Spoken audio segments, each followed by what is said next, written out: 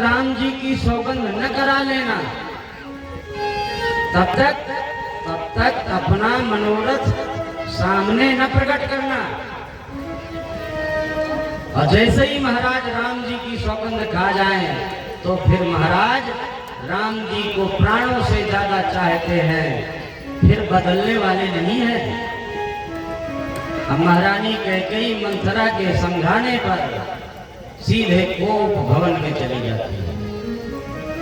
और यहाँ संध्या का समय होता है तो महाराज दशरथ महारानियों के कक्ष की ओर आगे बढ़ते हैं। दरबार से सोचते हैं किसके पास जाऊं, सुमित्रा के पास जाऊं कि कौशल्या के पास जाऊं।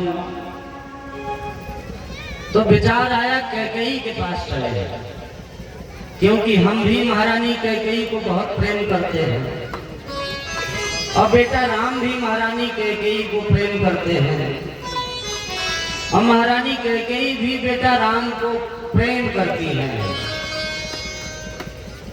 तो इसलिए महारानी कैकेयी के भवन में चलना चाहिए। ऐसा सोचकर महाराज दशरथ महारानी कैकेयी के भवन में आते हैं। दासियां मिलती हैं, पूछा कहाँ गई महारानी?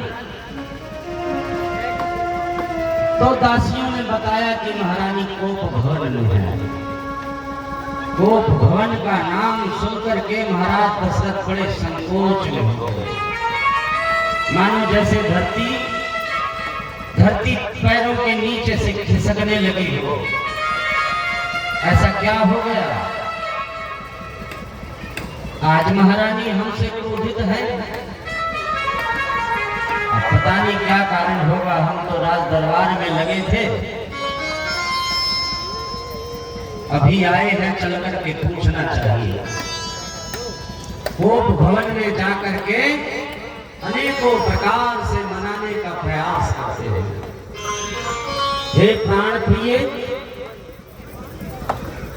हे गजगन्नी, हे मृगनयनी, हे कोकिल बहिनी, हे हंसनी,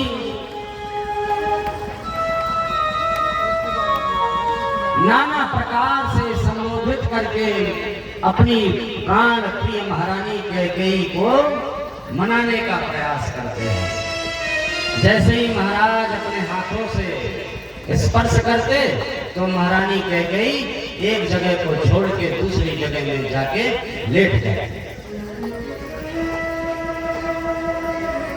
बार बार महाराज दशरथ जब महारानी कैकेयी को मनाने का प्रयास किए तो महारानी कैकेयी कहने लगी, वहीं चले जाओ, वहीं चले जाओ जिसके कहने से राम को राजा बना रहे हो। महाराज दशरथ कहते हैं, हमें तो किसी ने नहीं कहा, ये तो तुम्हें भ्रम हो गया है कि किसी ने कहा, तुम्हारे किसी ने कान भर दिए हैं।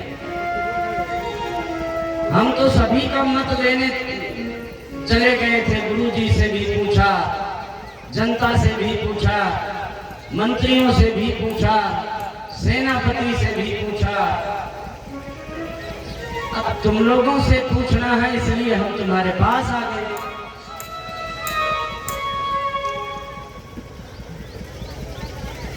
राम जी राजा बन रहे हैं, ये बात ही तो मैं बताने आया था।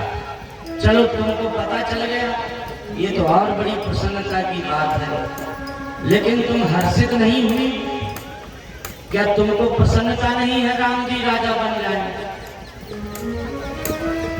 अच्छा हमें बताओ तो सही कि तुम्हारे क्रोध करने का कारण क्या है। जब तक बताओगी नहीं तो हम कैसे जान पाएंगे, कैसे क्रोध का निवारण होगा।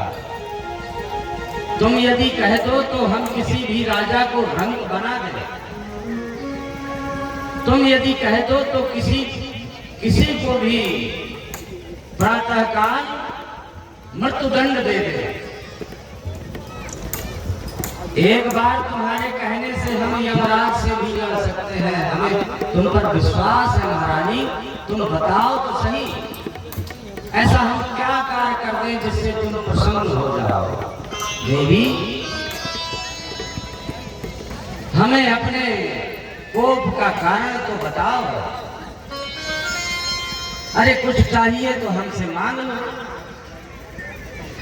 तो वही कहती है कि मांग मांग तुम कहो पिय, कबहु देहु न ले।